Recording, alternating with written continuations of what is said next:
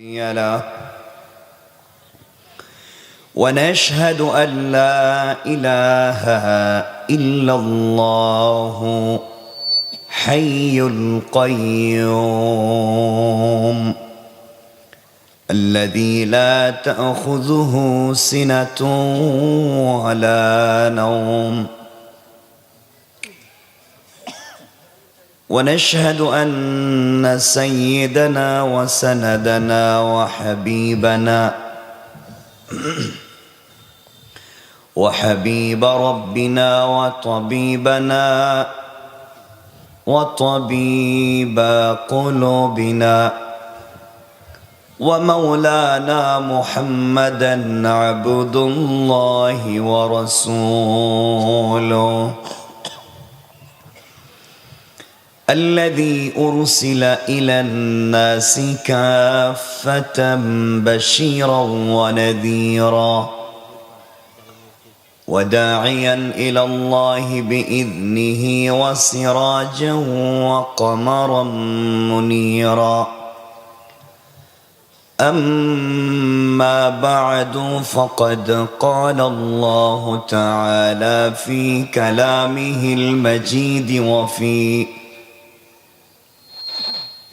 وفي فرقانه الحميد সকলে পড়ুন আউযু বিল্লাহি মিনাশ শাইতানির রাজীম বিসমিল্লাহির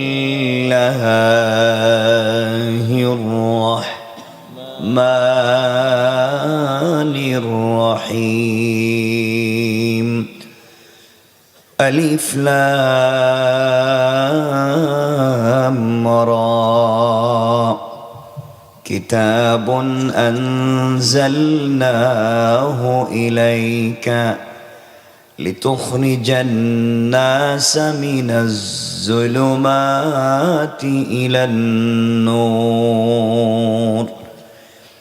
صدق الله العظيم وصدق رسوله النبي الكريم ونحن على ذلك من الشاهدين والشاكرين والحمد لله رب العالمين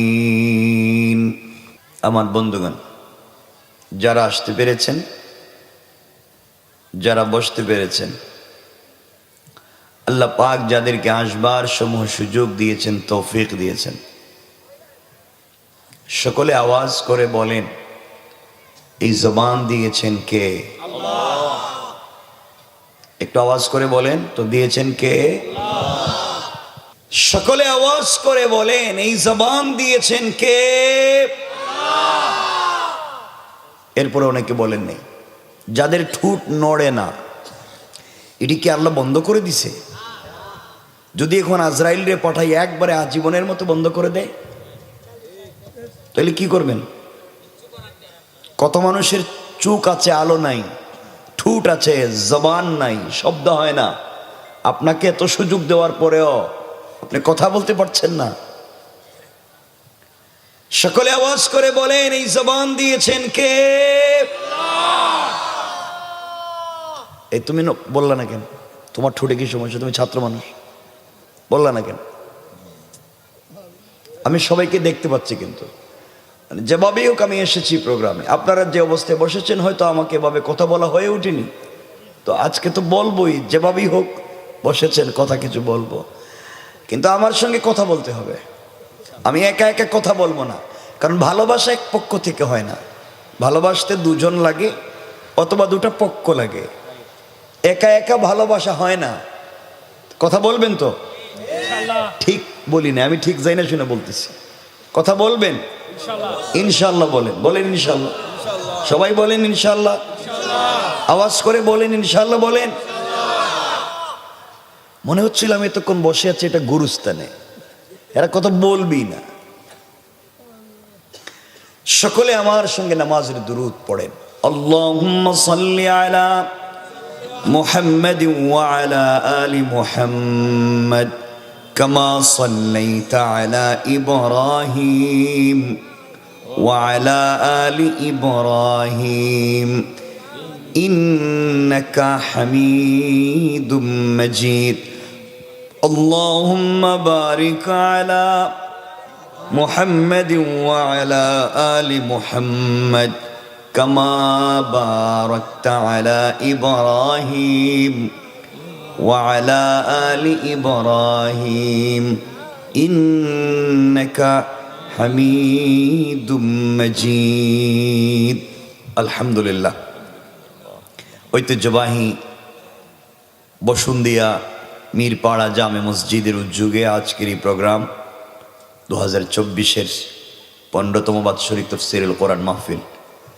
আজকের এই প্রোগ্রামের সম্মানিত সভাপতি জনাব শেখ আব্দুল কাইয়ুম কথা বলেছেন, চমৎকার কথা। আজকের প্রোগ্রামে আমার আগে আলোচনা করেছেন আমার ভাই আব্দুল্লাহ আল কাফি, চমৎকার দারাজ কণ্ঠ, অনেক কথা বলেছেন। দোয়া করি আল্লাহ যেন হায়াতে বারাকা দান করেন। আজকে অনেকেই আমন্ত্রিত অতিথিবৃন্দ, আমি সবার নাম বলে সময় নষ্ট করছি না। দোয়া করি আল্লাহ যেন সকলের হায়াতে কল্যাণ দান করেন, বলেন আমিন। উপস্থিত হযরত বুজুর্গ উলামায়ে কেরাম, মুরব্বিয়ানে আযম, পর্দার অন্তরালে অবস্থানরত আমার সম্মানিত শ্রদ্ধেয় মা ও বোনেরা, বিশেষ করে এই প্রোগ্রামের যারা আয়োজন করেছে, আগামী দিনের জাতির দিকপাল, ভবিষ্যৎ জীবনের জাতির কান্ডারি, কলিজার টুকরা বসুন্দিয়া মিরপাড়া যুব সমাজ, আল্লাহ পাকের কাছে শুকরগুজার হচ্ছি, তিনি আজকে আমাদেরকে আসবার তৌফিক দিয়েছেন। সকলে আওয়াজ করে পড়ছি আলহামদুলিল্লাহ, আরেকটু জোরে আলহামদুলিল্লাহ। আপনারা সকলে ভালো আছেন?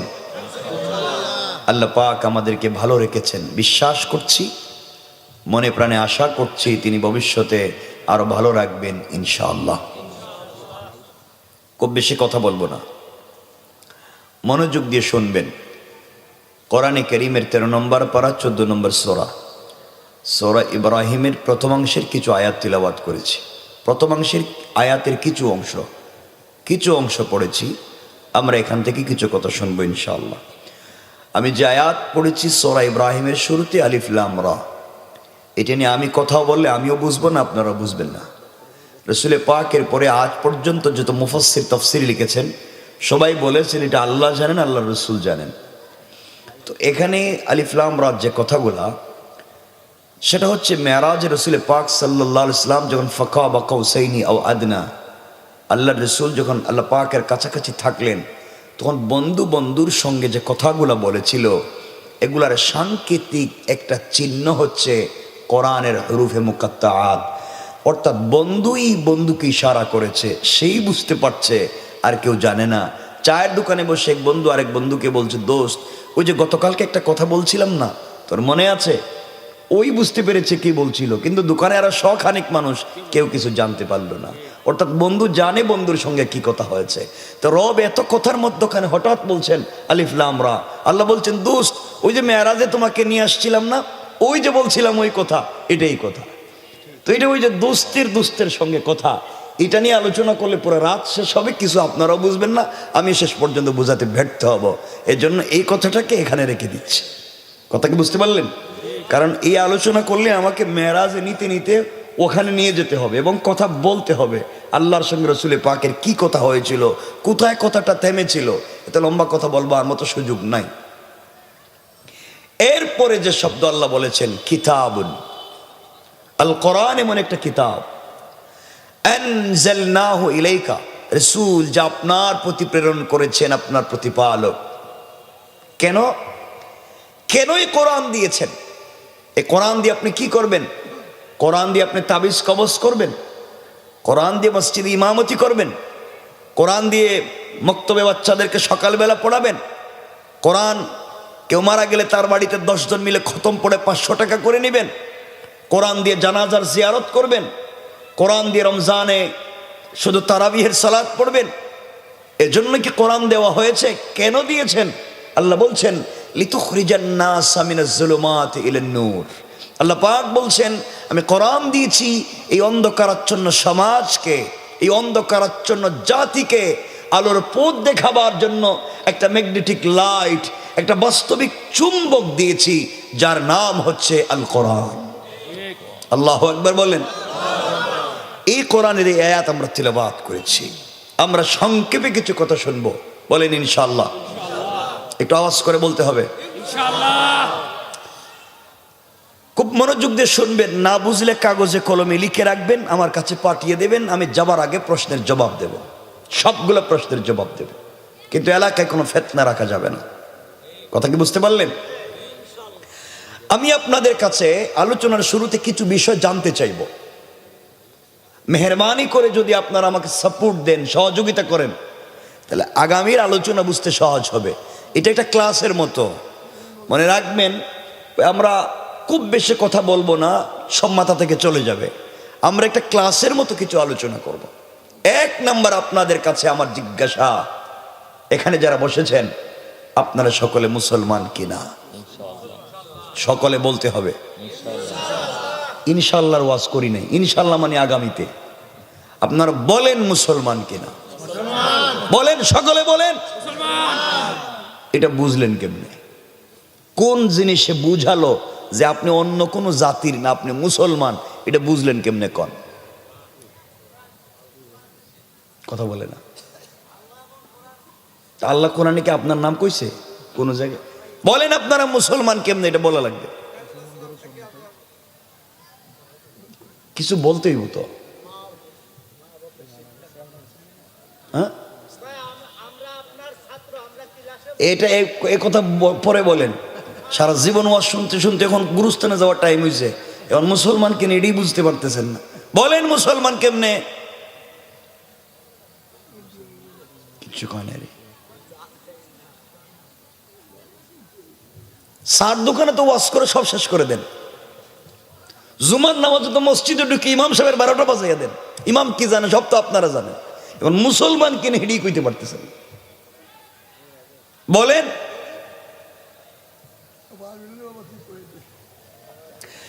আপনারা মনে করতে পারেন আমরা কালিমা পড়েছি এই জন্য আমরা মুসলিম। আপনারা মনে করতে পারেন যে আমরা কোরআন জেনেছি, কোরআন পড়েছি, এই জন্য মুসলিম। আমি আল্লাহ পাকের জাত ও সিফাতের নামে কসম করে বলছি, শুধু কালিমা জানলে, বুঝলে, পড়লেই মুসলমান হওয়া যায় না। আবারও বলছি, কালিমা জানলে, বুঝলে, পড়লেই মুসলমান হওয়া যায় না। যতক্ষণ পর্যন্ত চলার পথে, পুরা জিন্দেগিতে চলার পথে আল্লাহর তাওহীদ এবং রাসূলের রিসালাত, চলার পথে জিন্দেগিতে হুকুম মানবো কেবলমাত্র শুধুমাত্র আল্লাহর, আর তরিকা মানবো রাসূলের। এই দুই জিনিসের বিপরীতে কোরআন জানলে, বুঝলে, পড়লেও মুসলমান হওয়া যাবে। যারা ইউনিভার্সিটিতে পড়েছেন অথবা পড়ছেন, খুব মনোযোগ দিয়ে শুনবেন। ইসলামিক স্টাডিজ একটা সাবজেক্ট আছে, ওখানে মুসলমানদের পাশাপাশি অনেক হিন্দু, বৌদ্ধ, খ্রিস্টান ছেলেমেয়েরাও পড়ে। কথা বলেন না কেন? তারা ইসলামিক স্টাডিজে পড়তে গিয়া কোরআন থিসিস করে, কোরআন অ্যানালাইজ করে, কোরআন গবেষণা করে, সুযোগ নিয়ে এমফিল করে, পিএইচডি ডিগ্রি নেয়, ডক্টর হয়। আমি জানতে চাই, কোরআন সুন্নাহ গবেষণা করে যারা ডক্টরেট ডিগ্রি নিছে তারা কম পড়ছে না বেশি? আস্তে বলা লাগবে নাকি, জোরে বলতে হইব। যারা পিএইচডি ডিগ্রি নিল তারা কম বুঝছে না বেশি বুঝছে? তাইলে ইসলামিক স্টাডিজে পড়ে যেই হিন্দু, বৌদ্ধ ভাই বোন কোরআন গবেষণা করে ডক্টরেট ডিগ্রি নিল, তারা কম জানতো না বেশি জানতো? তারা মুসলিম? কথা বলেন। তারা কোরআন জানতো না? কথা বলে না কেন? তারা কোরআন বুঝতো না? তারা কোরআন পড়ে নাই?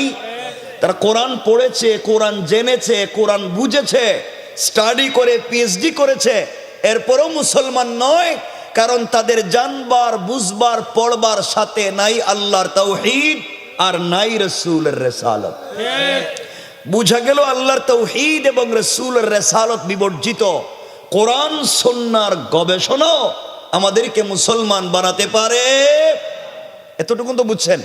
আমার সাথে কথা বলবেন প্লিজ, নচেত আমি আপনাদেরকে বুঝাতে পারবো না। অনেকেই মনে করতে পারেন আমরা তো সালাত পড়ি, মসজিদে নামাজ পড়ি, এই জন্য আমরা মুসলিম। আমি আবার আল্লাহ পাকের জাত ও সিফাতের নামে শপথ করে বলছি, শুধু নামাজ পড়লেই মুসলমান হওয়া যায় না। অনেক নামাজি নামাজ পড়েও জাহান্নামে যাবে। কথা বলেন না কেন? আমার রাসূলের পিছনে অনেকেই সালাত পড়েছে, মাঝে মাঝে ইকামত দিয়েছে, রাসূল পাকের দস্তারখানে খাবার খেয়েছে, রাসূলের চাইতে লম্বা দাড়িও রেখেছে, রাসূলের চাইতে লম্বা জুব্বাও পরেছে, রাসূলের চাইতে বড় পাগড়িও পরেছে, সুযোগ মতো রাসূল পাককে জড়িয়ে মুআনাকাও করেছে, রাসূলের হাত ধরে মদিনার বাজারে ঘুরে বেরিয়েছে।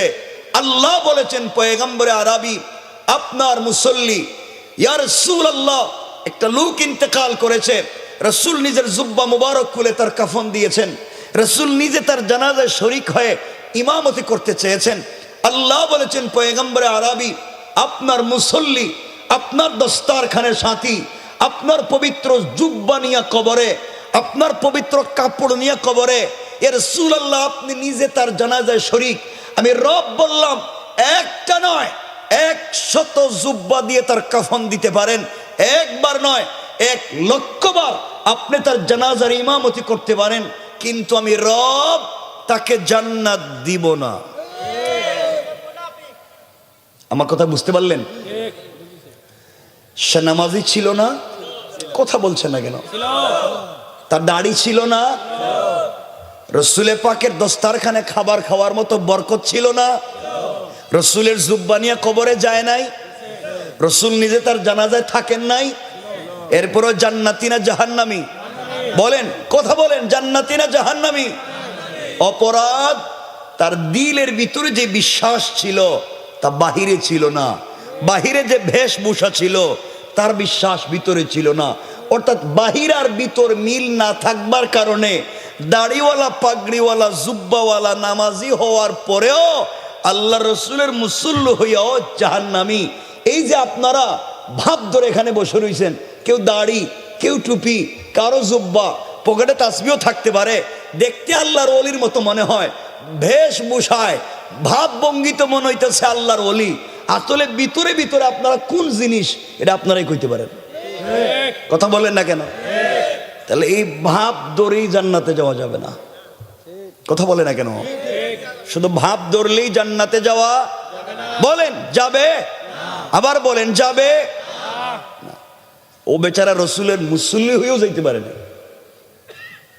কেউ রাগ করবেন না, আমি কখনো আমার মনে হয় না এখানে এসেছি, আর ভবিষ্যতে আসার কোনো সম্ভাবনা নাই। এই জন্য কথাগুলো কয়েক মিনিট শুনে ফেলেন।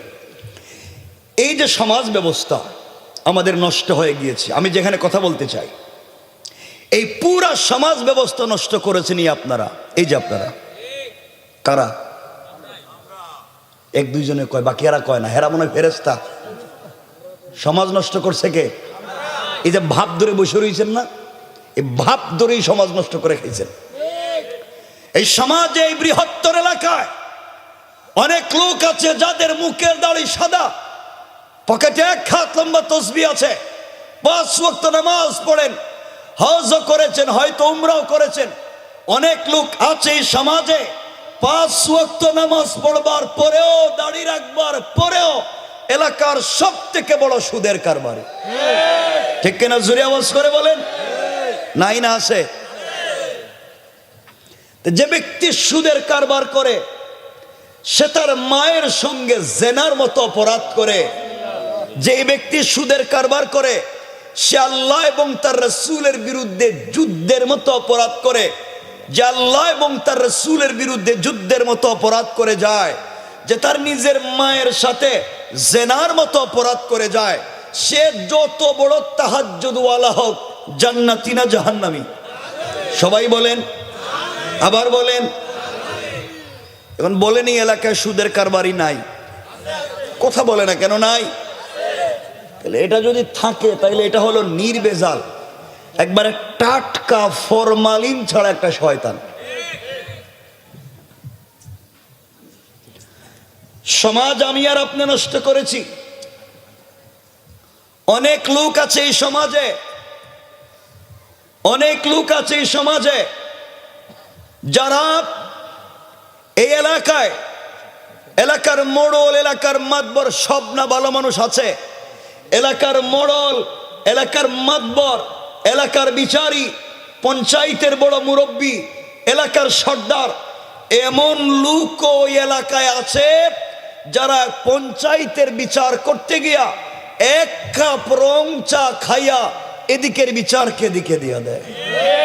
কথা বলেন না কেন? এগুলা নাই?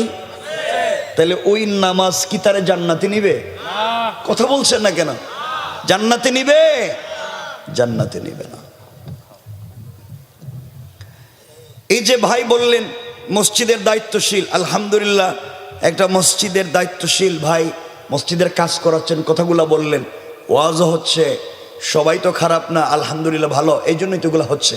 তো আপনারা খবর নিবেন, সমাজে খবর নিবেন, ম্যাক্সিমাম মসজিদের সভাপতি সুদখোর। কথা বলেন?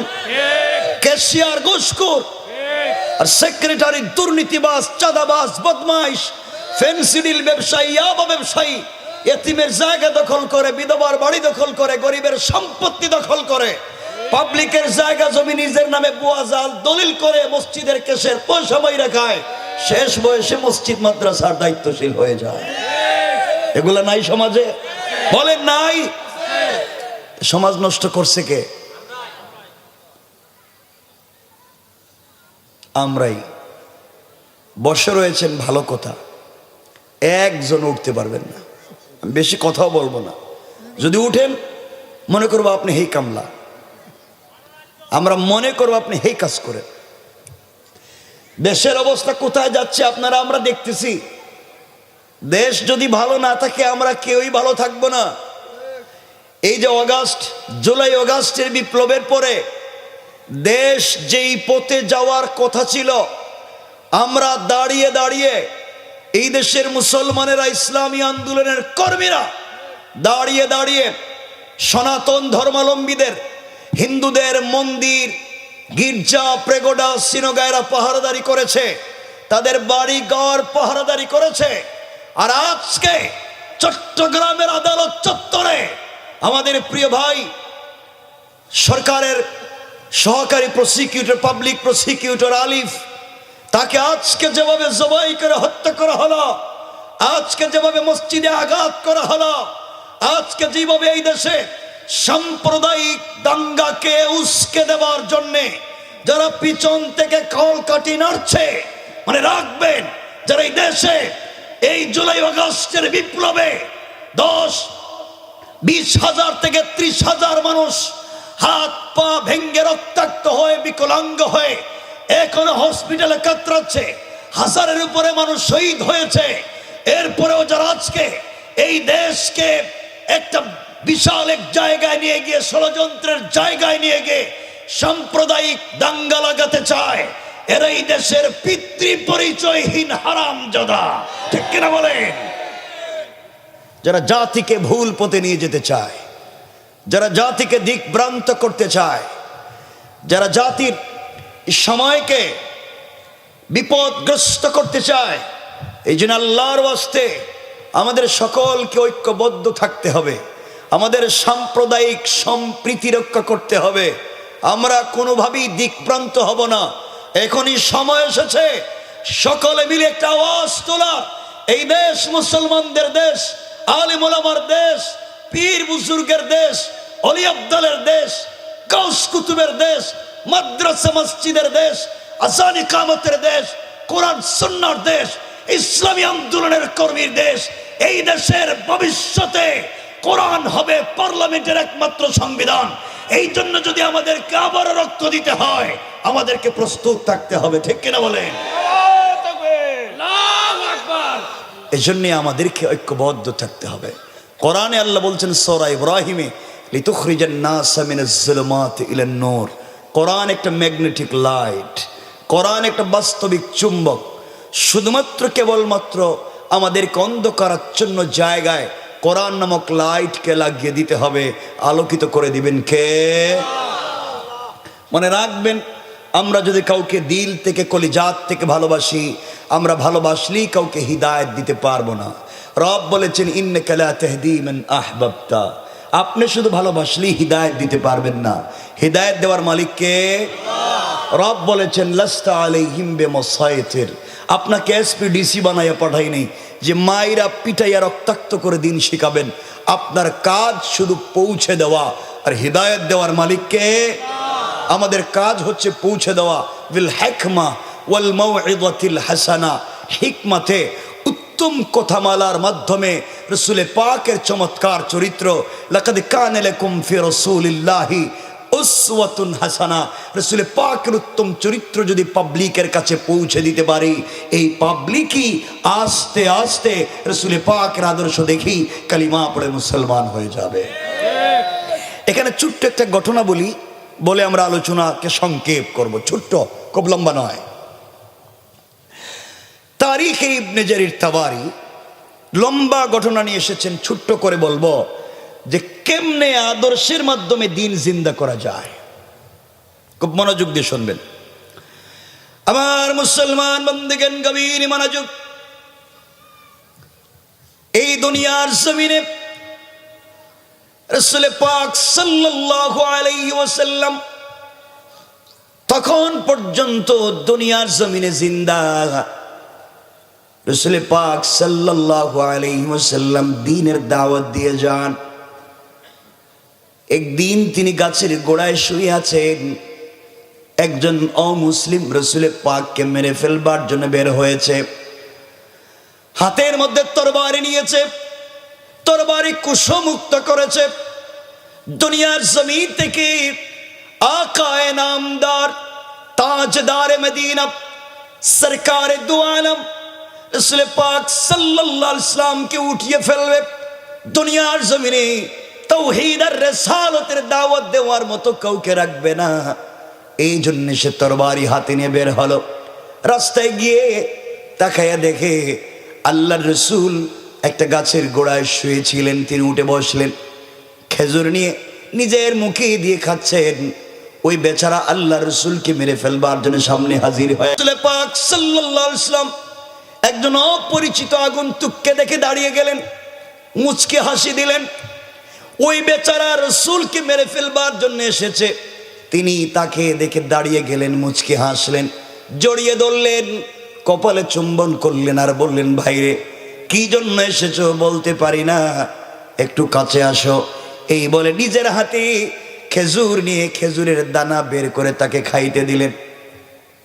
লোকটা চিন্তায় পড়ে গেল, যাকে মারতে এসেছি, যাকে দুনিয়া থেকে উঠিয়ে দিতে এসেছি, তার চরিত্র কতই না সুন্দর, আমি তাকে মারতে এসেছি আর সে আমাকে মেহমানদারি করাচ্ছে, নিজের হাতে খেজুর ভেঙ্গে আমাকে খাওয়াচ্ছে।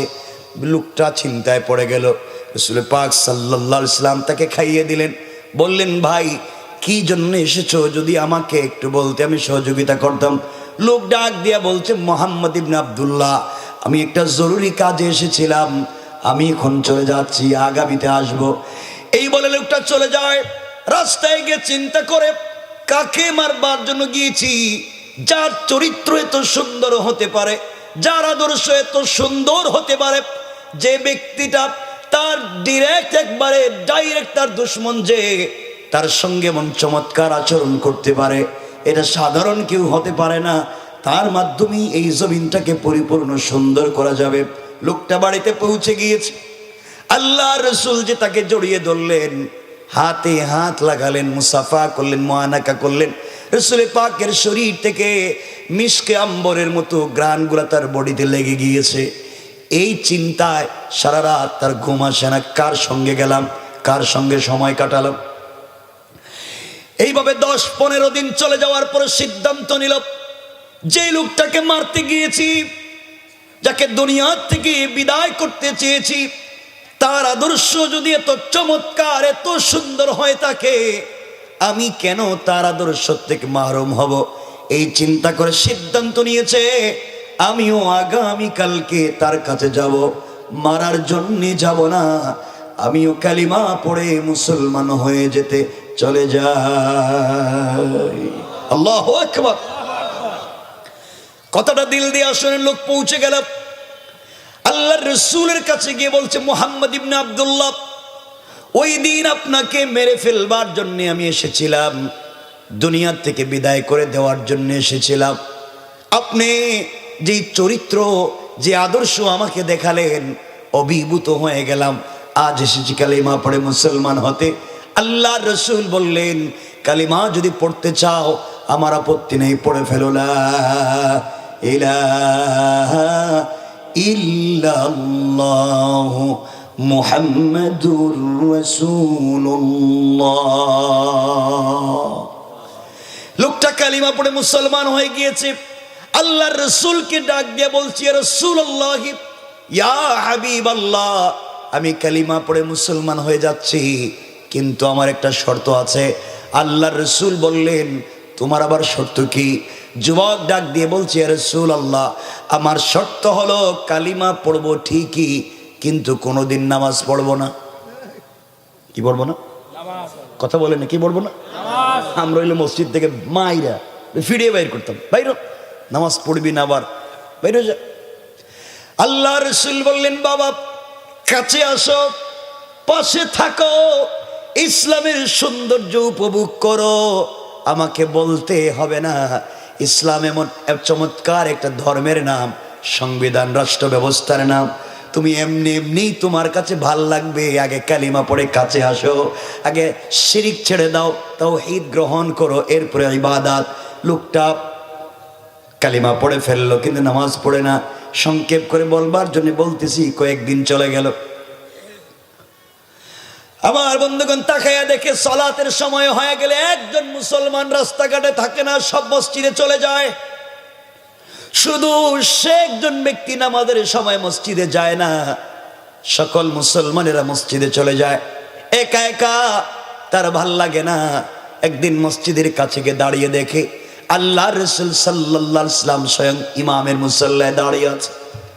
যিনি রাষ্ট্রের প্রধান, যিনি সেনাবাহিনীর প্রধান, যিনি মসজিদের প্রধান মুতাওয়াল্লি, ইমাম এবং খতিব, যিনি মসজিদে মদিনার বাজারের ব্যবসায়ী সমিতির সভাপতি, মদিনার বাজারের বড় ব্যবসায়ী, সব দিক দিয়ে যিনি পারফেক্ট, এমন একজন ব্যক্তি মসজিদের মুসল্লায় দাঁড়িয়ে দাঁড়িয়ে সালাতের ইমামতি করতেছেন। বাহিরে দাঁড়িয়ে দাঁড়িয়ে দৃশ্যটা দেখলো। রাসূল পাক সালাম ফিরাবার পরে কাছে গিয়ে বলছে, রাসূলুল্লাহ, বুঝতে পেরেছি ভুল হয়ে গিয়েছে, আমিও আজকের থেকে সিদ্ধান্ত নিলাম আমিও সালাত পড়তে চাই। সুবহানাল্লাহ বলেন না? তাকে মারতে হয়েছে, আঘাত করতে হয়েছে, শুধু আদর্শটা প্লে করতে হয়েছে। ইয়া রাসূলুল্লাহ, আমি নামাজ পড়বো ঠিকই, কিন্তু ওযু করব না। কি করব না? আগে বলছে কালিমা পড়বো, নামাজ পড়বো না, আর এখন বলতেছে নামাজ পড়বো কিন্তু ওযু। আমরা হইলে কি করতাম? ওরে ফিরিয়ে বাইর করে দিতাম, ওযু করবি না, বাইরে। রাসূল বলছেন, আসো, তুমি ওযু করো না করো, আসো না আল্লাহর ঘরে, আসো না রবের ঘরে, সম্পর্কটা ওখানে করে ফেলো, দেখবা তোমার ভাল লাগবে। রব পবিত্র, রব বলছেন ইন্নাল্লাহা ইউহিব্বুত তাওয়াবিন ওয়া ইউহিব্বুল মুতাতাহহিরিন। রব তওবাকারীরই ভালোবাসে, রব পবিত্র ব্যক্তিকেই ভালোবাসে। তুমি কাছে আসো, তোমার ভাল লাগবে। ওই লোকটা আসতে লাগলো। একদিন ফজরের সালাতে মসজিদে এসে দেখে হযরত আলী কাররামাল্লাহু ওয়াজহা ওযু করতেছেন, হাত কোনই পর্যন্ত না ধুইয়া এতটুকুন ধুইতেছে, পা টাকনু পর্যন্ত না ধৌত করে হাঁটুর উপর পর্যন্ত ধৌত করে। জিজ্ঞেস করে, আলী, রসুল কি এত লম্বা এত বেশি অজুতে ধৌত করতে বলছেন? আলী বলছেন, না, রসুল তো বলেছেন কোনই পর্যন্ত, টাকনু পর্যন্ত, তাহলে তুমি এসব এত বেশি ধৌত করতে যাচ্ছ কেন? আলী বলছেন, শোনো ভাই, আমি রসুল পাক সাল্লাল্লাহু আলাইহি ওয়াসাল্লামের মুখ থেকে শুনেছি, রসুল বলেছেন আমার উম্মতের যারা যতটুকুন অংশ অজুতে ধৌত হবে কিয়ামতের দিন ততটুকুন অংশে নূর চমকাতে থাকবে। এই জন্য আমি আলী কোনই পর্যন্ত ধুইতে চাই না, পুরোটা হাত ধৌত করলাম, পুরোটা পা ধৌত করলাম, কিয়ামতের দিনে আমাকে যেন আলাদা দেখা যায়, আমার পুরোটা হাত পুরোটা পা যেন নূরের মতো চমকায়। সে বলছে, আল্লাহে, আল্লাহর জাত ও সিফাতের কসম, রাসূল যদি এই কথা বলে থাকেন, আমি 5 ওয়াক্ত সালাতে আজকের থেকে 5 বার ওযু করব না, 5 বার গোসল করব। আল্লাহু আকবার বলেন। তোমার এতটুকুন নূর চমকাবে, আমার পুরা বডি চমকাতে চাই, এই বলে সে গোসলে লেগে গেল। আমার বন্ধুগণ, তাকে মারতে হয়েছে, আঘাত করতে হয়েছে, শুধুমাত্র আদর্শটা তার কাছে নিয়ে যেতে হয়েছে, সে এমনি অভিভূত হয় দিন শিখে ফেলেছে। আর আমাদের আদর্শ এমন, আমাদের আদর্শ এমন এমন হয়েছে, ওই আগে কেউ খারাপ পাবেন না আমাকে, আমি বাস্তব যা তা বলতেছি। আগে এই 16 বৎসর 17-18 বৎসর মানুষ চাঁদাবাজের শিকার হয়েছে, মানুষ খুন ছিনতাই রাহাজানির শিকার হয়েছে। আর এই জুলাই আগস্টের পরে ওই চাঁদাবাজি আগের জায়গায় আছে, শুধু লুকটা পরিবর্তন হয়েছে। কথা বলেন না কেন? ছাত্র রক্ত দেয়নি এখানে, ছাত্র জনতা রক্ত দেয়নি, শুধু চাঁদাবাজ পরিবর্তন হয়ে চাঁদা আগের জায়গায় থাকবার জন্যে তারা জীবন দিয়েছে, রক্ত দিয়েছে। তারা এই দেশ থেকে ফ্যাসিস্টকে আজীবনের মতো বিতাড়িত করে আল্লাহর জমিনে আল্লাহর দ্বীনকে প্রতিষ্ঠা করবার জন্য, ঠিক কিনা বলে? সুতরাং আমরা ভুল পথে যাচ্ছি না তো, এই চিন্তা আমাদেরকে করতে হবে। আমরা আগের মতোই সব চালিয়ে যাচ্ছি, ছিনতাই রাহাজানি শয়তানি নাফরমানি চলছে, গাড়ি ভরে ভরে ঢাকায় আমরা যাচ্ছি পয়সা পাওয়ার আশায়। মনে রাখবেন, এই শয়তানি আমাদেরকে বাদ দিতে হবে। এই দেশটা আমার, এই দেশটা আপনার, এই দেশটা আমাদের সকলের, এই দেশটা ভালোবাসার, সুজলা সুফলা শস্য শ্যামলা স্বচ্ছ শুভ্রোজ্জ্বল সোনার বাংলাদেশের 56,000 বর্গ মাইল, এটা আমার, এটা আপনার, আমাদের সকলের। সেটাকে ভালোবেসে এটাকে আমরা আঁকড়ে ধরতে হবে, এটাকে আমাদেরকেই ধরে রাখতে হবে। এখানে যদি কারো চোখ পড়ে যায়, আমরা এমন এক জাতি, আমাদের রক্ত দেওয়ার ইতিহাস হযরতে আদম আলাইহিস সালামের সন্তান থেকে সত্যের পক্ষে তার সন্তান রক্ত দিয়েছে, সত্যের পক্ষে রাসূল পাক দান শহীদ করেছেন, মাথায় লোহার কড়া ঢুকিয়েছেন তার সাহাবী মুআজ তালহা জুবাইর হানজালা হামজা জাফর ইবনুল ওয়ালিদ জাফর খালিদ ইবনুল ওয়ালিদ আব্দুল্লাহ বিন রাওয়াহা, তারাও জীবন যৌবন বিসর্জন করেছেন। সাহাবায়ে কেরাম, তাবেঈন, তবে তাবেঈন, আইম্মায়ে মুজতাহিদিন, সালফে সালেহিন, আকাবির দ্বীন, উলামায়ে মুতাকাদ্দিমিন, মুতাআখিরিন, আসফিয়ায়ে কেরাম একের পর এক জীবন যৌবন বিসর্জন করেছেন, রক্ত দিয়েছেন। আমরাও প্রয়োজন বোধে দেব, কিন্তু এই দেশে ইসলামের বিরুদ্ধে কোন চক্রান্তকে সহ্য করব না, ঠিক কিনা বলেন? এই জন্য আমাদেরকে সজাগ হতে হবে। আফসোস হয়, আফসোস যে কথা, কষ্ট পাচ্ছেন আমার কথায়? আমরা যত কথাই বলি আফসোস হয়। আমাদের মসজিদে মুসল্লি হয় না, মসজিদে নামাজে মানুষ যায় না। আপনার আমার যে ইমান, আপনার আমার ইমান আপনাকে নামাজে, এই যে মসজিদ, এটা মসজিদ না, এই যে মসজিদ, আপনার আমার ইমান আপনাকে মসজিদে নামাজে নিয়ে যেতে পারে না। এই ইমান দিয়ে আপনি পুলসিরাত পার হয়ে জাহান্নামের উপর দিয়া জান্নাতে যাইবেন কেমনে? কথা বলেন না কেন? আপনার ইমান আপনাকে মসজিদে আনতে পারে না, আপনার ইমান আপনাকে সত্য কথা বলতে দেয় না। ওই ইমান নিয়ে আপনি জান্নাতে যাবেন কেমনে? কথা বলেন, কথা বলেন না কেন? আমরা চার দোকানে বৈশা বদনাম, গীবত, শিকায়াত, সমালোচনায় রাত দিন কাটিয়ে দেই। আল্লাহ আমাদেরকে হেফাজত করুক, বলেন আমিন। এই যে আপনাদের এখানে যে আসার সময়, এই যে দেখলাম এখানে কাজ হইতেছে রাস্তায়, এই তো কাজ হইতেছে, কিন্তু কাজ হচ্ছে ভালো কথা, এটা ভালো কাজ হবে, উন্নয়ন হবে, কনস্ট্রাকশন হবে, এটা ভালো কথা। কিন্তু রাস্তা যে বন্ধ হয়েছে, ডাইনে যাবে না বামে যাবে, এখানে কোনো চিহ্ন দেওয়া নেই, এগুলো নাই, এগুলো চলতে আসছে। অশিক্ষিতের এই দুনিয়ায় আমরা সবাই এমন হয়ে গিয়েছি। দেখলেন না গত পরশুদিন আপনারা পত্রিকায় দেখেছেন, টেলিভিশনে দেখেছেন, গুগল ম্যাপ দেখে বেচারা গাড়ি চালাইতে চালাইতে ব্রিজের উপরে গিয়া নদীতে পড়ে মরছে, 3 জন একসাথে মারা গেছে। কারণ গুগল ম্যাপ দেখাচ্ছে রাস্তা ঠিকই আছে, কারণ অর্ধেক যখন স্পিড 100 গাড়ি ব্রিজে গেছে, অর্ধেক ব্রিজ আছে অর্ধেক নাই, ডাইরেক্ট গাড়ি খাবে। তাহলে এই যে বেচারা এত দূর থেকে গাড়ি চালিয়ে আসলো, যদি রাস্তা 1 কিলোমিটার, হাফ কিলোমিটার আগে যদি বন্ধ করে দেওয়া হতো, রাস্তা বন্ধ আর সামনে রাস্তা নাই, কেউ যেত না। কিন্তু এগুলো নাই, রাস্তার চিহ্ন দেওয়া হয় না, সামনে কাজ হচ্ছে এগুলো বলা হয় না, শুধু চলতেই আছে। এগুলা করে এই দেশের মানুষকে কিছু লোক মানুষ মনে করে না। আমরা চাই না শুধুমাত্র ক্ষমতার পালাবদল হবে, সন্ত্রাস, জঙ্গিবাদ, চাঁদাবাজ আগের মতোই থাকবে, আমরা চাই না। আমরা পুরা সিস্টেমের পরিবর্তন চাই, পুরো সিস্টেমে আল্লাহর রসুল যেই পথের কথা বলেছেন সেই পথই থাকবে, শুধু আল্লাহর হুকুম থাকবে, রসুলের তরিকা থাকবে। কারো বাবার, কারো দলের, কারো লিডারের, কোন পীরের তরিকা নয়, শুধু রসুলের তরিকা চলবে আল্লাহর হুকুমে। ঠিক কিনা বলেন? আমরা চাই কি চাই না? আওয়াজ করে বলেন, চাই কি চাই না? কেমনে চাইবেন? নামাজই পড়েন না, চাইবেন। আমার কথা বোধহয় কষ্ট পাচ্ছেন আপনারা? আমি তো বেশি বলবো না। কথা কি কষ্ট হচ্ছে? একটু হাত তুলে দেখান তো, কাদের কাদের কষ্ট হচ্ছে? তাকবীর দেখি হইব তো তোমার তকবীর পরে দিবা। তকবীর কইছো কষ্ট হইতেছে কিনা, এটাই সব হাত উড়াই দিছ, তকবীর দিতেছ। আমার বন্ধুগণ, এই জন্য সমাজ দিক ভ্রান্ত হয়ে যাচ্ছে, সবই হচ্ছে। এই সমাজে কেমনে শান্তি আসবে? আজ আমাদের মায়েদের গোট থেকে ভালো মানুষ জন্ম নিচ্ছে না। আজ পরিবার থেকে শাহজালাল, শাহপরান, জুনাইদ বাগদাদি, আব্দুল কাদের জিলানি, মুঈনুদ্দিন চিশতি এবং আল্লাহর ওলিরা আমাদের মায়েদের ঘর থেকে জন্ম নিচ্ছেন না। আমাদের মায়েদের ঘর থেকে এখন জন্ম নিচ্ছে চুর, ডাকাত, বাটপার, বদমাশ। এখন জন্ম নিচ্ছে এই গরিবের জায়গা দখল করে পাবলিকের সম্পত্তি মাইরে খায়, এমন লুকি তো আজকালকে বেশি জন্ম নিতেছে। কথা বলেন না কেন? এর কারণ হচ্ছে পরিবারের ভিতরে দ্বীনের তালিম নেই। এর কারণ হচ্ছে পরিবারের ভিতরে দ্বীনের শিক্ষা নাই। থাকবে কেমনে? আপনারা তুই দেখেন আমাদের চাইতে বেশি নিউজে তো দেখলাম এক মহিলা একসাথে দুই স্বামীকে সময় দিচ্ছে। দেখেন নাই? একসাথে দুই স্বামীরে সময় দিচ্ছে। একটা বিয়ে করছে 5 মাস আগে, একটা বিয়ে করছে 5 মাস পরে। এভাবেই 2-4 বছর চালায় নিতেছে দুজনকে। কেউ বুঝতেই পারে নাই যে দুইজনের সময় দেয়। বুঝতে পারেন নাই?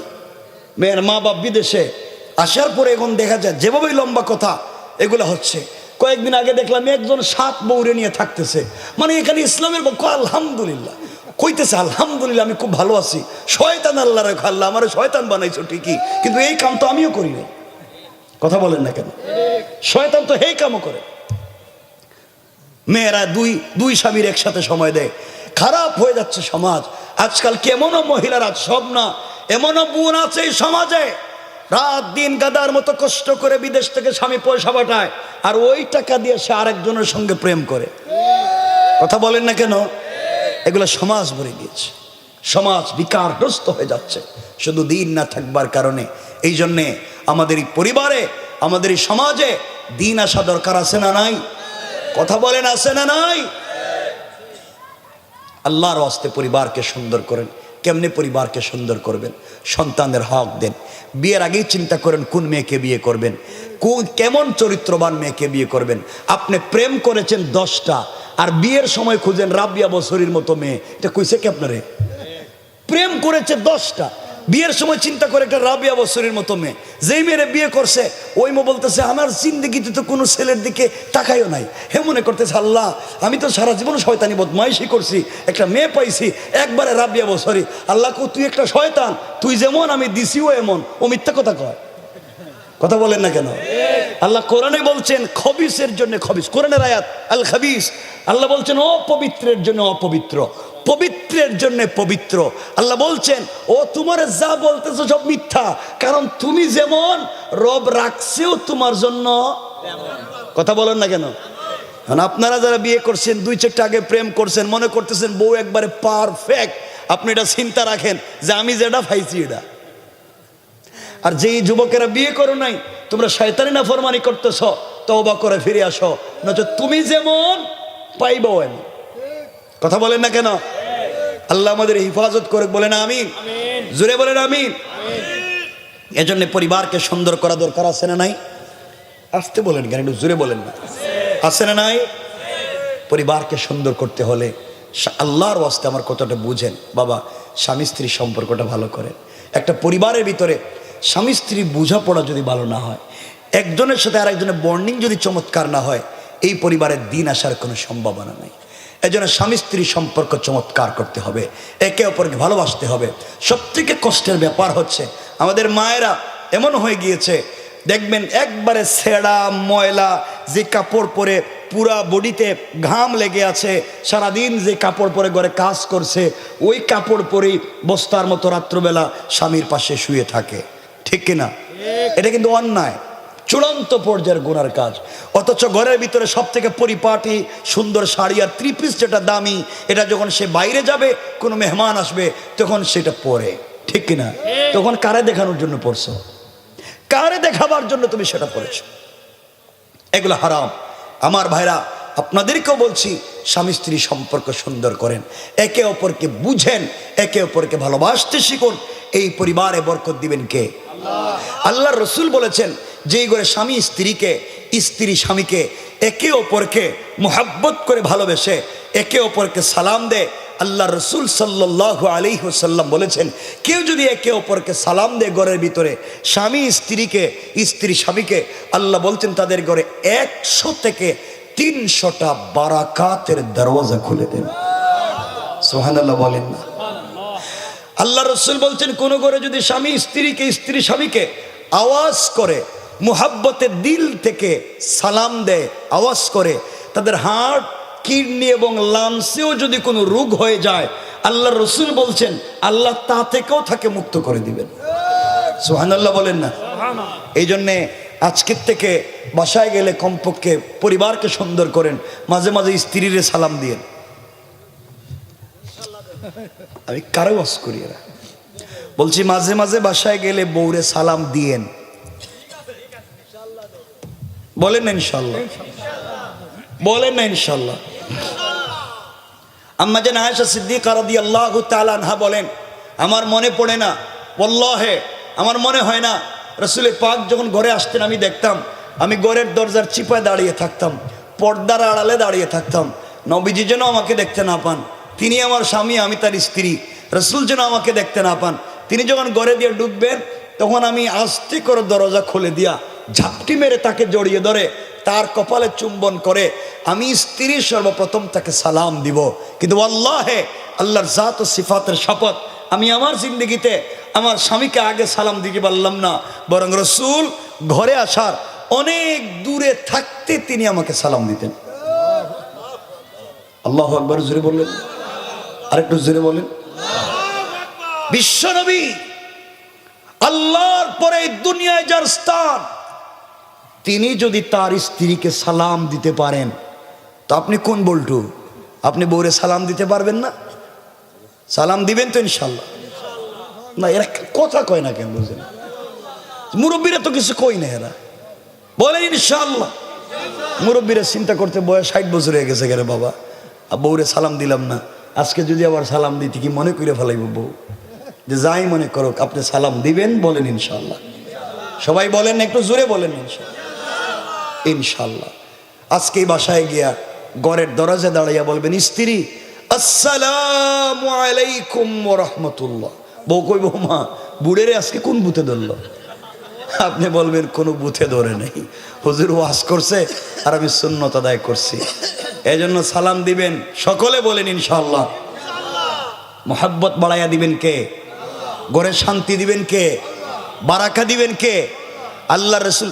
এখন তো সামাইলে তিরমিজি বাংলা পাওয়া যায়, পড়েই দেখেন। আল্লাহ রসুল ইসলাম বাসায় গেলাম, আম্মা জান আয়েশা বলেন, আমার মনে পড়ে না, আমি রসুলের ঘরে আসার পরে আমার মনে হয় না কোনোদিন নিজের হাতে খাবার খেয়েছি। পুরা জিন্দিগি রসুল আমাকে নিজের হাতে মুখে উঠাইয়া খাইয়ে দিয়েছেন, আর আমি রসুলকে খাইয়ে দিয়েছি। রসুল আমাকে গোসল করিয়ে দিয়েছেন, আমি রসুলকে গোসল করিয়ে দিয়েছি। সুবহানাল্লাহ, একটু আসতে বলবো। তো নবীজি যদি নিজের বউরে খাওয়াইতে পারছেন, আপনি পারবেন না? তুমি কি তো একজন বিয়ে করছো নি? তুমি একাই কইতেছো ইনশাল্লাহ, একটাও কয় না ইনশাল্লাহ। সবাই বলেন না একটু ইনশাল্লাহ? আরে বাবা, এটাই তো ওয়াজ। পরিবার তো এখান থেকে সুন্দর করতে হবে, রসুলের সিরাত তো গড়ে নিয়ে যেতে হবে। রসুল যদি নিজের স্ত্রীকে এই পরিমাণ ভালোবাসতে পেরেছেন, আপনারা পারবেন না? মাঝে মাঝে মুখে উঠে খাওয়াইতে পারবেন না?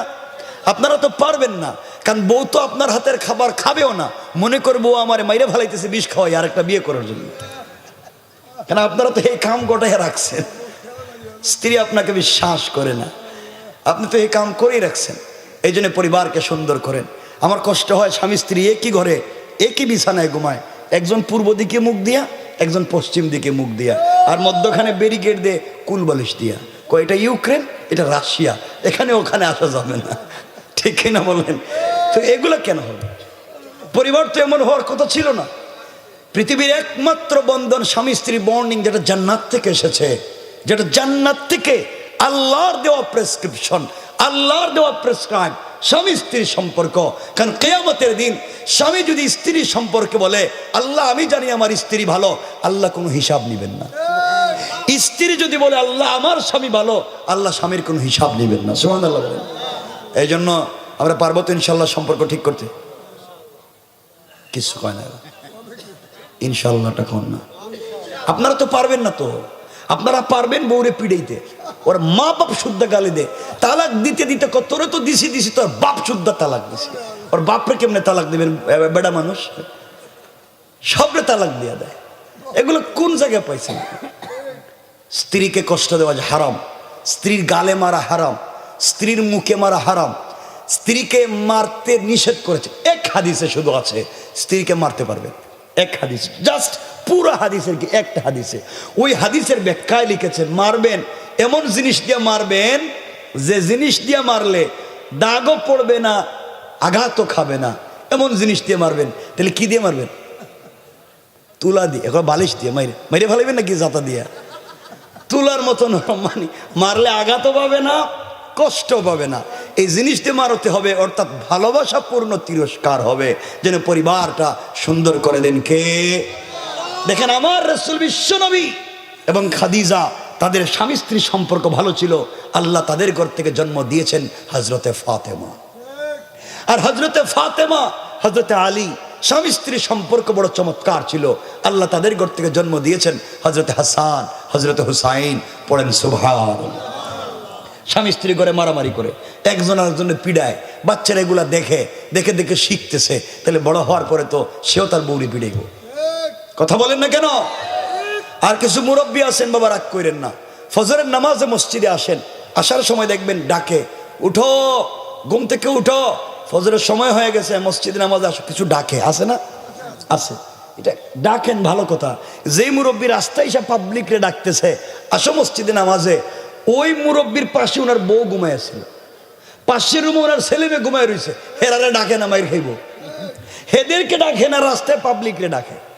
কথা বলে না কেন এগুলা? কথা বলেন না কেন? এগুলো কই পাইছেন আপনি? আমার কথা খুব কষ্ট পাচ্ছেন আপনারা? কষ্ট পাইলে কি আমি তো আর আইতামই না, পাইলে কেন, না পাইলে কি? যা বলতেছি শোনেন। আল্লাহর ওয়াস্তে পরিবারকে সুন্দর করেন, বাচ্চাদেরকে সময় দেন।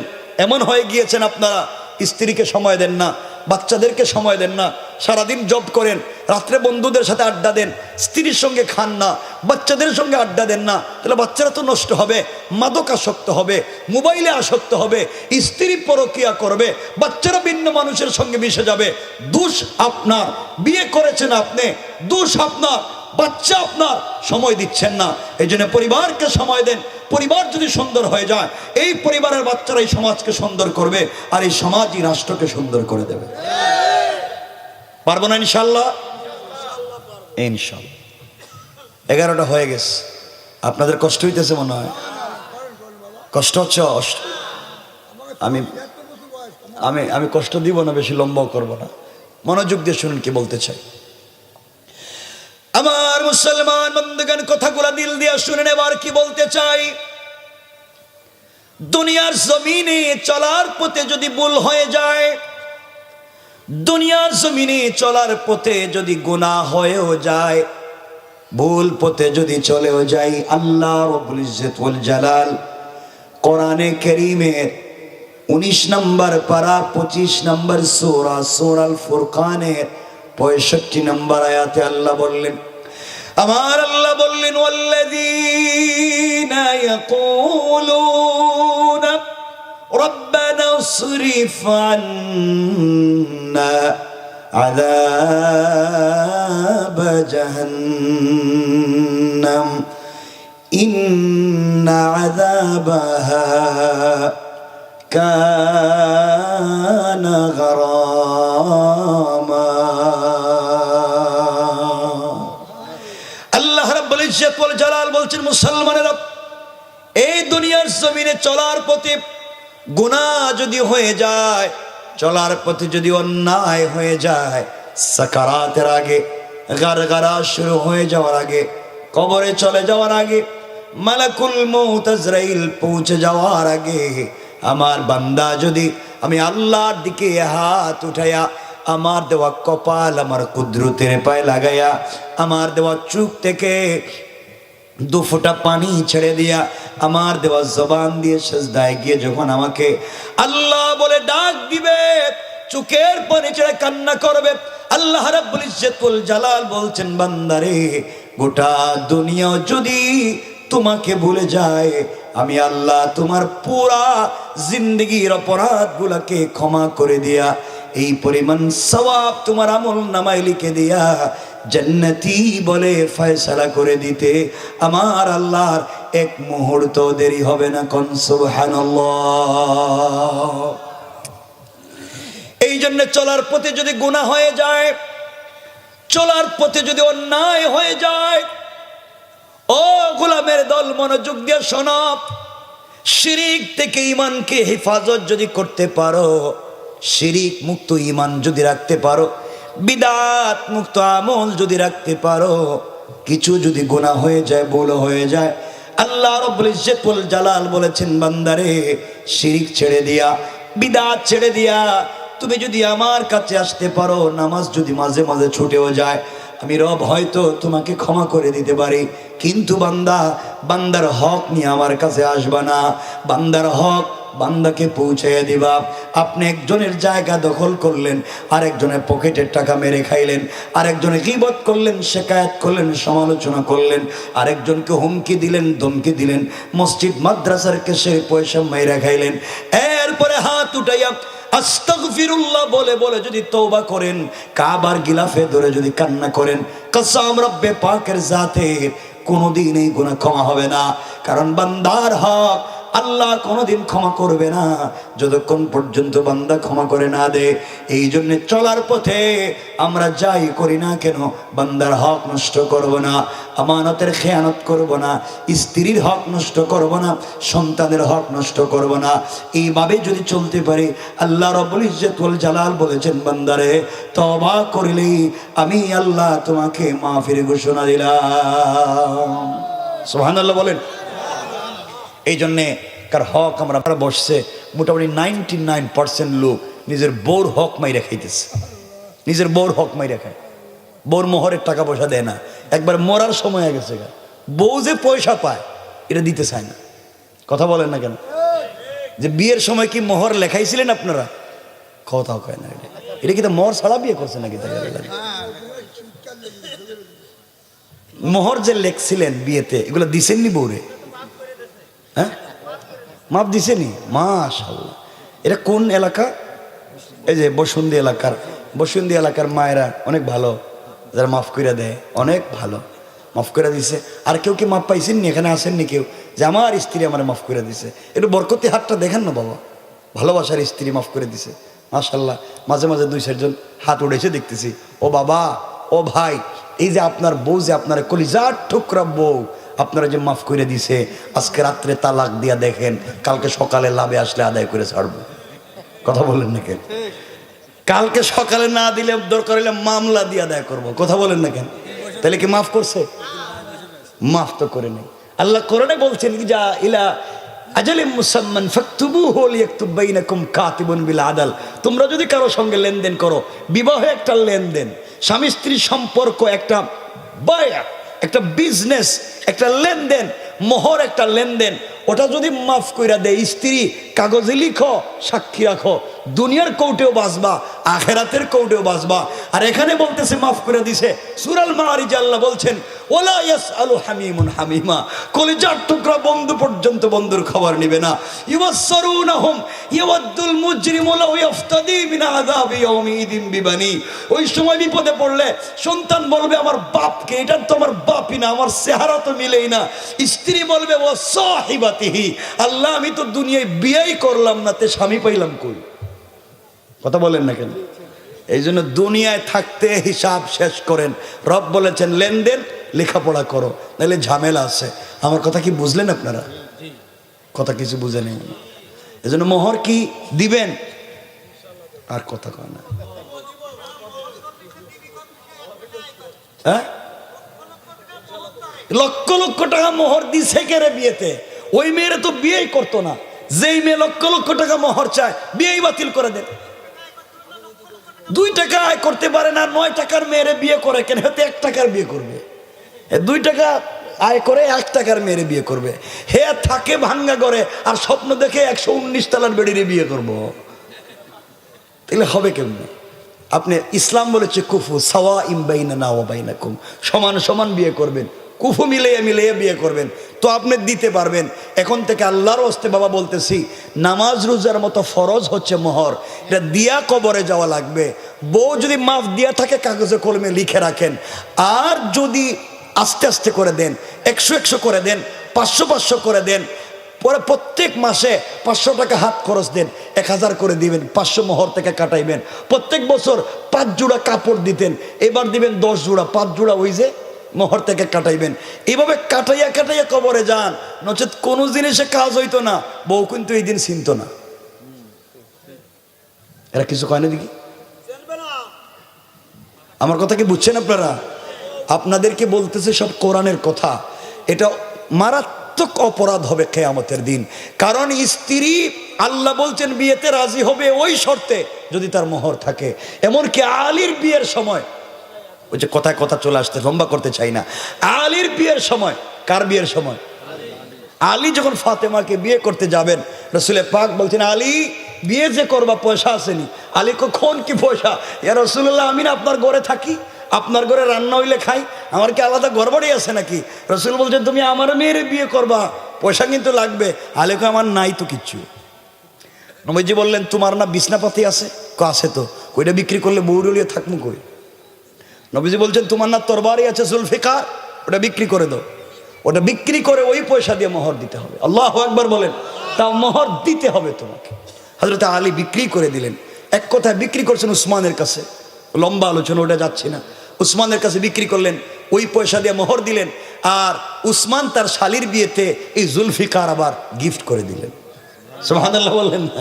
তো যার জিনিস তার কাছে চলে আসলো। ওটা লম্বা ইতিহাস, আমি সেদিকে যেতে চাই না। অর্থ হচ্ছে আপনি মোহর দিতেই হবে। আমি বুঝি না আমাদের দেশের বউরা কত জিনিস নিয়ে মারামারি করে, আলতা, সোনো, লিপস্টিক, এগুলো নিয়ে মারামারি করে। সব বাদ দিয়া এরা কইতো আমি যাইতাম না তোমার কাছে, আগে তুমি মোহর দেও। আর আমাদের দেশের ছেলেরাও তো চালাক, এরা বাসর রাত্রে ঘরে যায় না, দরজা দাঁড়ায় থাকে। ঘরের ভিতর থেকে বউ কয় আও না কেন? আমার তো টাকা পয়সা পকেটে নাই কিচ্ছু, আমি চাইতাম কেন? তো টাকা নাই তো আইতাম কেমনি? তুমি মাফ করে দেও, তুমি মাফ করে দিলে তো আসবো।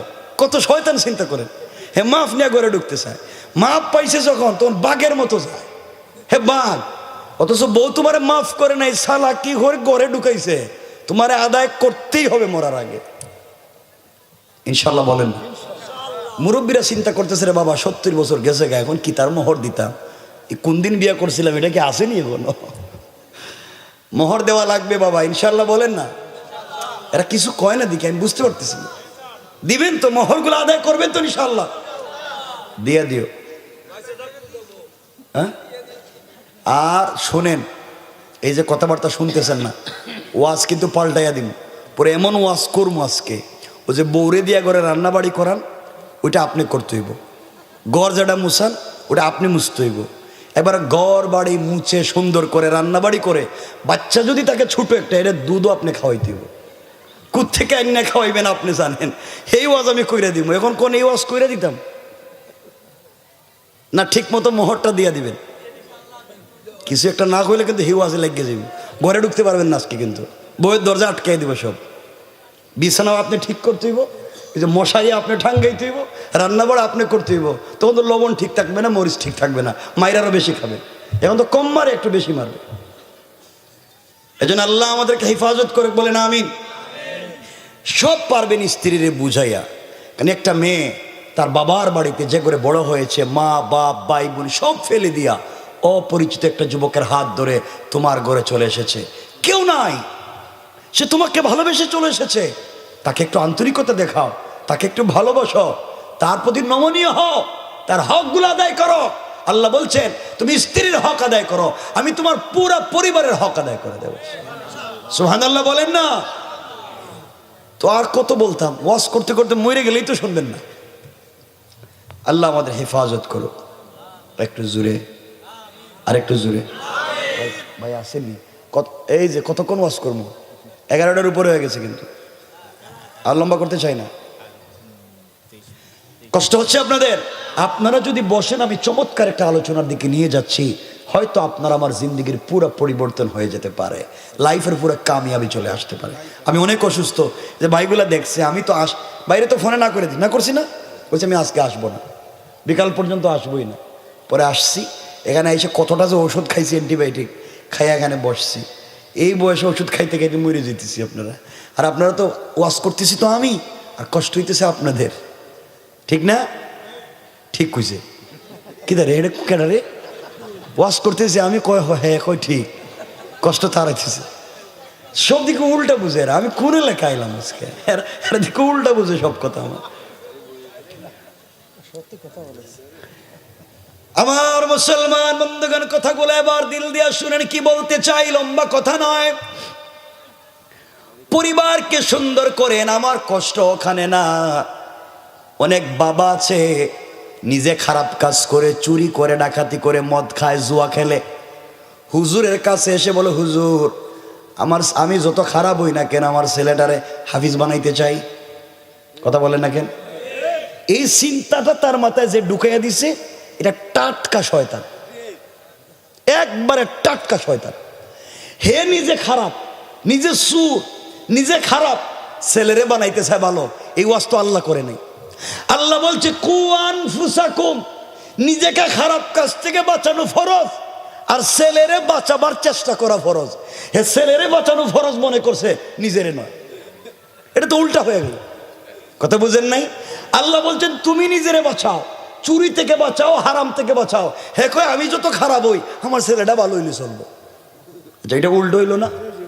এই চিন্তাটাই ভুল চিন্তা। আল্লাহ বলছেন কু আনফুসাকুম, নিজেকে বাঁচাও। কাকে বাঁচাও? আবার বলেন কাকে?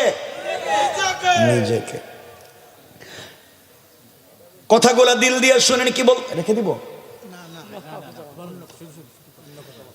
সংক্ষেপ করে দিচ্ছি, মনোযোগ দিয়ে শুনেন। যে কথায় আপনার আমার জিন্দগির পরিবর্তন চলে আসতে পারে, যারাই আছেন শোনেন। দুনিয়ার জমিনে চলার পথে যদি একটা শব্দের আমল করতে পারেন, কয়টা শব্দ? একটা শব্দের আমল করতে পারেন, আল্লাহর রাসূল বলেছেন পৃথিবীতে 5টা স্পেশাল পুরস্কার পাবেন, আর ইন্তেকালের পরে আল্লাহর রাসূলের হাত ধরে জান্নাতে পৌঁছে যাবে। চিন্তা করছেন, দুনিয়ায় 5টা স্পেশাল পুরস্কার, আর মরে গেলে বিনা হিসাবে জান্নাত। এর চাইতে বড় জিনিস আছে? আমরা চাই না? শুনেন, এই একটা শব্দের আমল হলো একটা শব্দ মাত্র, আস্তাগফিরুল্লাহ। এক শব্দ মাত্র, আস্তাগফিরুল্লাহ। আমার বন্ধুগণ, যার জিন্দেগি থেকে কথাটা বলছি তার নাম ইমামে আহমদ ইবনে হাম্বল রাহমাতুল্লাহি আলাইহি। এই পৃথিবীতে 4 মযহবের এক মযহবের ইমামের নাম হানাফি মযহব, শাফিঈ মযহব, মালিকি মযহব, হাম্বলি মযহব। এক মযহবের ইমামের নাম ইমামে আহমদ ইবনে হাম্বল। ইমামে আহমদ ইবনে হাম্বল এত বড় বুজুর্গ, আল্লাহর ওলি ছিলেন। তার জামানায় খালকে কোরআনের মাসআলায়, কোরআন মাখলুক নাকি মাখলুক না, এই কথার উপরে বাদশাহ তাকে নির্যাতন করেছে। শরীর থেকে চামড়া উঠিয়ে দিয়েছে, হাড্ডি থেকে গোশত আলাদা করে দিয়েছে। জেল গেটে মাকে দাঁড় করিয়ে সন্তানকে নির্যাতন করেছে। 1 মিনিটের জন্য সত্য ছেড়ে দেন নাই। ইমামে আহমদ ইবনে হাম্বল এত বড় বুজুর্গ আলেমের নাম, যিনি দুনিয়ার জমিনে আল্লাহর রাসূলকে 99 বারের বেশি স্বপ্নে দেখেছেন। ইমামে আহমদ ইবনে হাম্বল এত বড় আল্লাহর ওলির নাম, এত বড় বুজুর্গের নাম, যিনি দুনিয়ার জমিনে সবথেকে বড় হাদিসের কিতাব, যেগুলা যার মধ্যে সবথেকে বড় হাদিসের কিতাব, যার নাম মুসনাদে ইমামে আহমদ ইবনে হাম্বল, যার ভিতরে 40,000-এর বেশি হাদিস আছে, ওই কিতাবটাও সংকলন করেছেন ইমামে আহমদ ইবনে হাম্বল। পড়েন সুবহানাল্লাহ। ওই তার জিন্দেগির থেকে বলছি, বানানো না। ইমামে আহমদ ইবনে হাম্বল রাহমাতুল্লাহি আলাইহি, কথাগুলো দিল দিয়ে শুনো মুসলমান। ইমামে আহমদ ইবনে হাম্বল রাহমাতুল্লাহি আলাইহি দ্বীনের দাওয়াত দেওয়ার জন্য, হাদিস সংগ্রহ করবার জন্য একদিন ঘর থেকে বের হলেন, কনকনে শীতের রাত। বৃদ্ধ মানুষ লাঠিতে বট দিয়ে দিয়ে তিনি সকালবেলা বের হয়ে গেলেন। দিল দিয়ে শোনেন, দীর্ঘ পথ অতিক্রান্ত করে এত দূর পর্যন্ত গিয়েছেন, সন্ধ্যার সময় হয়ে গিয়েছে, এত দূর পর্যন্ত গিয়েছেন। চিন্তা করলেন, এখন যদি আমি আবার সফর করে ব্যাক করে নিজের গ্রামে আসতে চাই, সারা রাত চলে যাবে। একদিকে শীত, অপর দিকে কুয়াশা, ঠান্ডার কোনো কাপড় নাই, সারা রাত ঠান্ডায় রাত্রবেলা মরে যাব, রাত শেষ হয়ে যাবে, বাড়িতে যেতে পারবো না। এর চাইতে যে এলাকায় এসেছি, এই এলাকার কোনো একটা মসজিদে স্টে করব, থেকে যাব, ওই মসজিদে থেকে যাব রাত, ফজরের সালাত পড়ে সূর্য উদিত হয়ে গেলে আমি আবার চলে যাব। এই চিন্তা করে ইমামে আহমদ ইবনে হাম্বল রাহমাতুল্লাহি আলাইহি একটা মসজিদে মাগরিবের সালাত পড়ে মসজিদের কর্নারে আল্লাহর নামের জিকিরে লেগে গিয়েছে। এইভাবে ঈশার সময় হয়ে গিয়েছে, ঈশার সালাত তিনি মসজিদে আদায় করলেন। সকল মুসল্লিরা সালাত পড়ে বের হয়ে চলে গিয়েছে। ইমামে আহমদ ইবনে হাম্বল রাহমাতুল্লাহি আলাইহি মসজিদের কর্নারে, মসজিদের ভিতরে কর্নারে তিনি বসে বসে জিকির তাসবিহ পড়তে লাগলেন। সকল মুসল্লিরা চলে গিয়েছে। এমন সময় মসজিদের স্টাফ, মসজিদের মুসল্লি অথবা মসজিদের কেউ এসে বলছে, আঙ্কেল আপনাকে চিনলাম না। সকল মুসল্লিরা চলে গিয়েছে, এখন পর্যন্ত দেখি আপনি গেলেন না, মসজিদের দরজা গেট লাগিয়ে দিব, চলে যান। ইমামে আহমদ ইবনে হাম্বল বলছেন, বাবা আমি একজন পথিক মুসাফির, আমার বাড়ি এলাকায় না, অনেক দূরে আমার বাড়ি, সফর করে এসেছিলাম দিনের তাকাজায়, রাত্র গভীর হয়ে গিয়েছে, যাওয়ার কোনো জায়গা নাই, এলাকার কেউ আমাকে চিনে না, শেষ পর্যন্ত মসজিদে থাকবার সিদ্ধান্ত নিয়েছি, ফজরের সালাত পড়ে মসজিদ থেকে চলে যাব, রাতটুকুন মসজিদে থাকবার পারমিশন দাও। কর্তৃপক্ষ বলছে, আঙ্কেল আপনাকে চিনি না, আমাদের মসজিদে অপরিচিত কাউকে রাত্রবেলা থাকবার পারমিশন নাই। অনেক অনুনয় বিনয় করলেন, কেউ তাকে থাকতে দিল না। এক পর্যায়ে লম্বা কথা, তাকে মসজিদ থেকে বের করে দিল। আল্লাহর ওলি, তৎকালীন জমানার সব থেকে বড় বুজুর্গ আলেম, আল্লাহ রসুলকে যিনি 99 বারের বেশি স্বপ্নে দেখেছেন, পৃথিবীর সব থেকে বড় হাদিসের কিতাব লিখছে, এমন একটা মানুষকে ঘর মসজিদ থেকে বের করে দিল। একটা বার নিজের পরিচয় দিলেন না।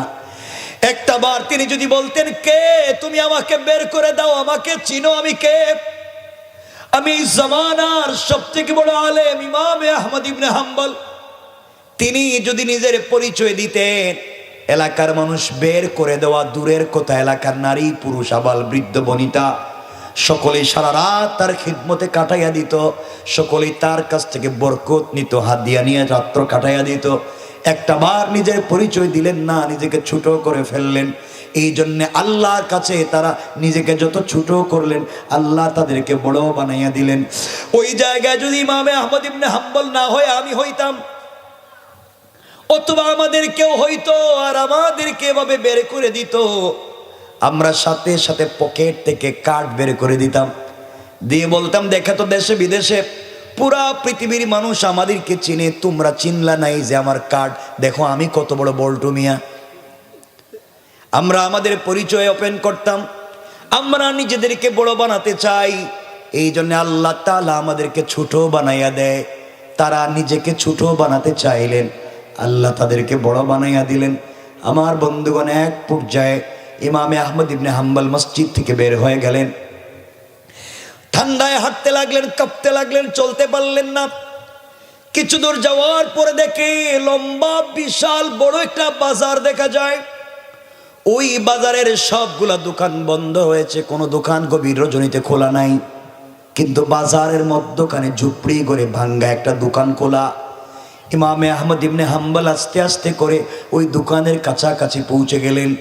কাছে গিয়ে দেখেন দোকানের ভিতরে একটা যুবক ছেলে খাই দিয়া খামির বানায়, আটা দিয়া ময়দা দিয়া খামির বানায় রুটি বানাবার জন্যে। চুলার ভিতরে আগুন জ্বলে, ইমামে আহমদ ইবনে হাম্বল বলছেন, যুবক রে, ও বাবা, এই বাজারের সবগুলা দোকান বন্ধ, গভীর রজনী, এত রাত পর্যন্ত তোমার দোকান খোলা, তোমার দোকান কতক্ষণ খোলা থাকবে আমি কি জানতে পারি? যুবক বলছে, আঙ্কেল, আপনাকে আমি চিনলাম না, আপনিও মনে হয় নতুন এসেছেন। এই বাজারে 30 বছর থেকে দোকানদারি করি, 20 বছর বয়সে দোকানদারি শুরু করেছিলাম, এখন আমার বয়স 50। 30 বছর থেকে এই বাজারে দোকানদারি করি।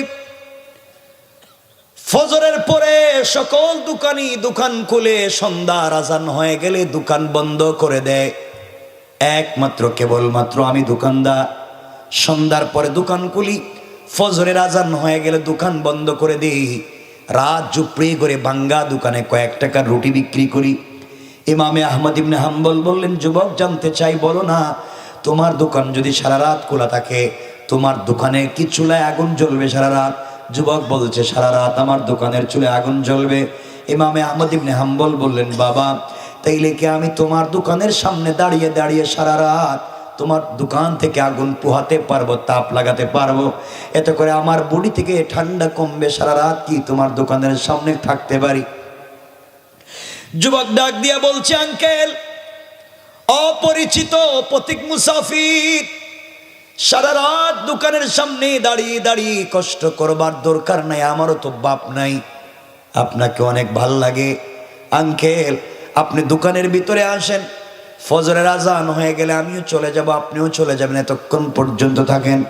আল্লাহর ওলি বুজুর্গ ইমামে আহমদ ইবনে হাম্বল দোকানের ভিতরে প্রবেশ করলেন, আর নিজেকে সামলিয়ে রাখতে পারলেন না, সহ্য করতে পারলেন না। দোকানের ভিতরে গিয়ে দেখেন আজীব কারবার, আশ্চর্য ঘটনা।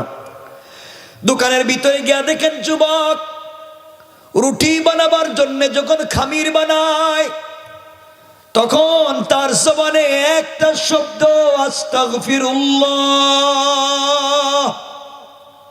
রুটি বানিয়ে যখন চুলার ভিতরে দিয়া দেয়, আবার পড়ে আস্তাগফিরুল্লাহ।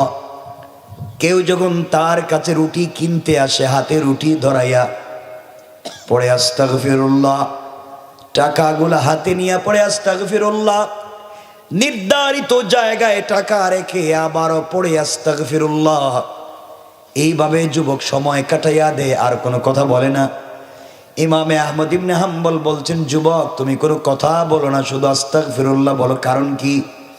যুবক বলছে, আঙ্কেল, এই আস্তাগফিরুল্লাহ পড়ে পড়ে আমি পৃথিবীতে যা পেয়েছি, আমার মন বলছে পৃথিবীর কোনো মানুষ তা পায় নাই। ইমামে আহমদ ইবনে হাম্বল বলছেন, আমি জানতে চাই তুমি কি পেয়েছো বলো। যুবক বলছে, আঙ্কেল, আপনি শুনেন, 30 বছর থেকে এই বাজারে দোকানদারি করি, বাঙ্গা দোকানে ঝুপড়ি করে রাত্রবেলা রুটি বিক্রি করি। এই রুটি বিক্রি করা পয়সা দেয়া আমি আমার পরিবারের 50 জনের বেশি ফ্যামিলি মেম্বার, আমার ঘরে 50 জনের বেশি ফ্যামিলি মেম্বার, আমার ঘরে 50 জনের বেশি পরিবারের সদস্য, তাদেরকে আমি খাওয়াই। ভাঙ্গা দোকানে গভীর রজনীতে কয়েক টাকা রুটি বিক্রি করি, এই পয়সা দিয়ে আমার ঘরের 50 জনের পরিবার চালাই। মসজিদ মাদ্রাসায় দান করি, এতিমখানা গুরুস্থানে অসহায় মানুষকে দেই। এত দান খয়রাত সাদাকা করবার পরেও মাস শেষে দেখা যায় আমার পকেটের টাকা শেষ হয়ে যায় না। সুবহানাল্লাহ, একটু জোরে পড়ে। আল্লাহর ওলি বলছেন, তাহলে তোমার পয়সা বরকত, তুমি কোটিপতি। কয়, আঙ্কেল, অবশ্যই। এই বাঙ্গা দোকানে কয়েক টাকার রুটি বিক্রি করি, কিন্তু মাস শেষে আমার পকেটের টাকা শেষ হয় না। আস্তাগফিরুল্লাহ পড়বার কারণে আল্লাহ আমাকে এমন বরকত দিয়েছে। ইমামে আহমদ ইবনে হাম্বল বলছেন, যুবকরে, আর কি পাইছো? যুবক বলে, আঙ্কেল, 50 বছর বয়স হয়ে গিয়েছে, আমার বয়সের আমার কত বন্ধু বান্ধব ইন্তেকাল করলো। আস্তাগফিরুল্লাহ পড়বার কারণে আল্লাহ তাআলা আমার হায়াতে বারাকা দিয়েছেন, আজ পর্যন্ত আমি বেঁচে আছি। ইমামে আহমদ ইবনে হাম্বল বলছেন, জোয়ান, আর কি পেয়েছো? এবার যুবক বলছে, আঙ্কেল, আস্তাগফিরুল্লাহ পড়বার কারণে এই 50 বছর বয়সে আমার বডিতে জটিল কঠিন রোগ হওয়া তো দূরের কথা, জ্বর সর্দি কাশির মতো সাধারণ কোন রোগ আল্লাহ আমাকে দেয় না। সুবহানাল্লাহ, জোরে পড়ে। ইমাম আহমদ ইবনে হাম্বল বলছেন, যুবক কোটি টাকার মালিক হয়েছ, 2 নম্বরে হায়াতে বরকত পেয়েছো, 3 নম্বরে সুস্থতার নিয়ামত পাইছো, 4 নম্বরে কি পাইছো? যুবক বলছে, আঙ্কেল এই 30টা বছর থেকে আস্তাগফিরুল্লাহ পড়ে যাই, এই কারণে আমার আল্লাহ 30 বছরে 35 বারের বেশি আল্লাহর রসুলকে আমাকে স্বপ্নে দেখাইয়া দিয়েছে। ইমামে আহমদ ইবনে হাম্বল আশ্চর্য, জোয়ান বলে কি, রুটিওয়ালা যুবক বলে কি, ও যুবক আর কি পেয়েছো? যুবক বলছে, আঙ্কেল আপনি কি আরো শুনতে চান? আমি 5 নম্বরে যে বারাকা পাইছি, আমি আস্তাগফিরুল্লাহ পড়ে যখন হাত উঠাই আমার জন্য, আমার পরিবারের জন্য, এলাকাবাসীর জন্য, আমি রুটিওয়ালার কাছে এই পৃথিবীর কোনো মানুষ যখন দোয়া চাইতে আসে, আমি আস্তাগফিরুল্লাহ পড়ে যখন হাত উঠাইয়া দেই, সাথে সাথে আল্লাহ তাআলা আমার দোয়াকে কবুল করে নেয়।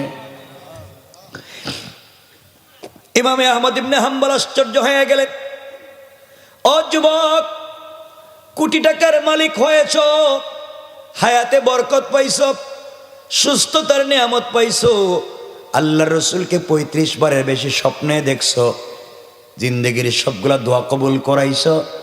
যুবক তাহলে তুমি কি মুস্তাজাবুদ দাওয়া?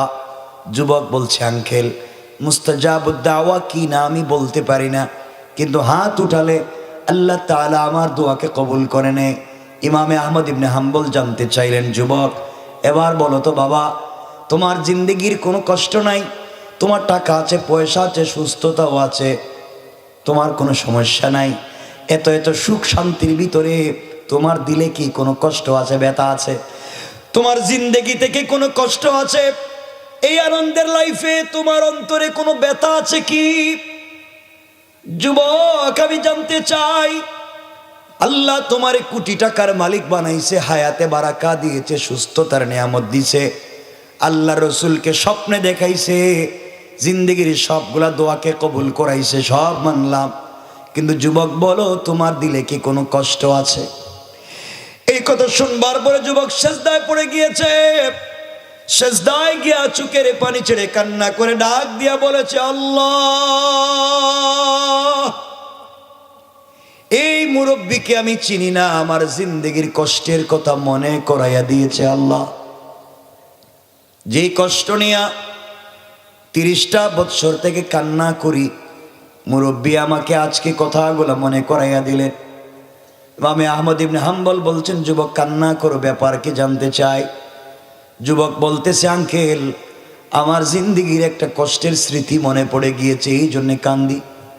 কি বাবা, এত আনন্দের ভিতরে, এত সুখের ভিতরে তোমার আবার কষ্ট কিসের? যুবক বলতেছে, আঙ্কেল আল্লাহ সব দিছে, এতে কোনো সন্দেহ নাই, আল্লাহ আমাকে যা চাইছি যখন তা দিয়েছে, সব আছে, টাকা পয়সার অভাব নাই, সম্পদের অভাব নাই, সম্মানের অভাব নাই, সব ঠিক আছে, রসুলকেও স্বপ্নে দেখেছি, ঠিক আছে, 30 বছর থেকে আল্লাহর কাছে দোয়া করি, আল্লাহ শুনেছি এই জামানার সব থেকে বড় আলেম যার নাম ইমামে আহমদ ইবনে হাম্বল, আল্লাহ আমি তাকে দেখতে চাই, তার কাছ থেকে দোয়া নিতে চাই।